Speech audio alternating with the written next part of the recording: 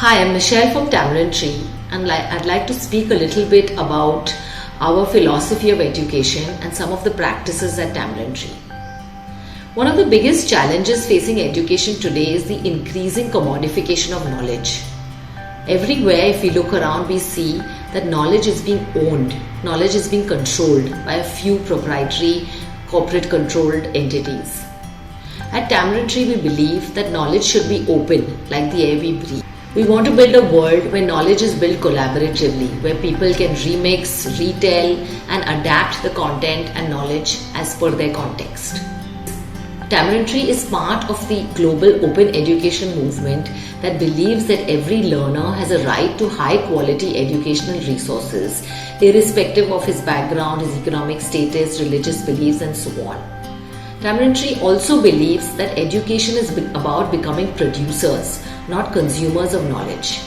With this philosophy, we have set up a small school in Sogwe village, Dahanu Taluka, where we cater to about 100 Adivasi children. We work with first generation learners and we have set up a school based on open education models, philosophies, and technology.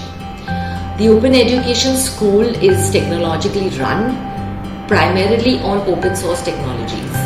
We are users of open source softwares like Linux. We have an open source learning management platform called Moodle. Our children are exposed to other open source tools, and we basically and essentially reject all digital work that is proprietary. We believe that if education is a social good and if we need to promote education for the benefit of the underprivileged and deprived, open source education is the only way ahead. At the Tamarind Tree School, we believe that learning is a journey in solitude.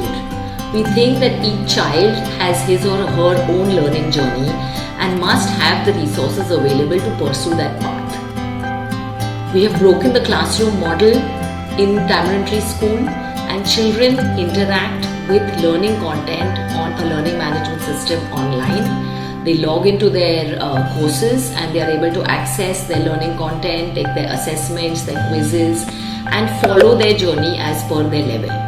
So often in a classroom we have a set of students who could be at different levels. One could be pursuing a course in class 6 science, one could be pursuing something in class 4 English. They sit side by side, and the role of the teacher has been converted into a mentor or a digital facilitator, where they check out the back-end results of the performance of the child and work one-on-one with each and every child. This, we believe, is the way ahead for education. We also believe that education is no longer about content delivery. All content, all types of content in different forms and shapes is available to the learner today. What is important is to make the learner a self-motivated learner. Our model, in fact, particularly works for children who are learning from home, who are as you may call it, homeschoolers, unschoolers. There are several names today. The model particularly works for children like that because they are free to pursue their own paths, pursue their own goals, pursue their own knowledge and skill levels that they would like to use. We do not have a prescribed mode of resources. What we only prescribe is that you should use resources that are in the open source domain, that are licensed under Creative Commons licenses, or if they are platforms and software that they have been released under an open source license. The challenge for a country like ours still remains that many of our children are either out of school or are receiving an education that is not relevant to them or does not help them survive or get jobs or become part of the mainstream society.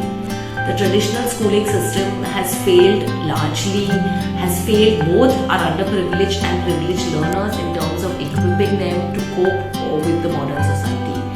At the end of the day, we see open source technologies or the use of new resources as a democratization, as an opportunity for more individuals and learners to gain from the kind of knowledge that is available. So technology can definitely help us to fulfill our vision, where every child, every learner has access to high quality learning resources, to be able to follow a learning path, to have contextual and relevant skills that he or she is able to use as a productive member of the society.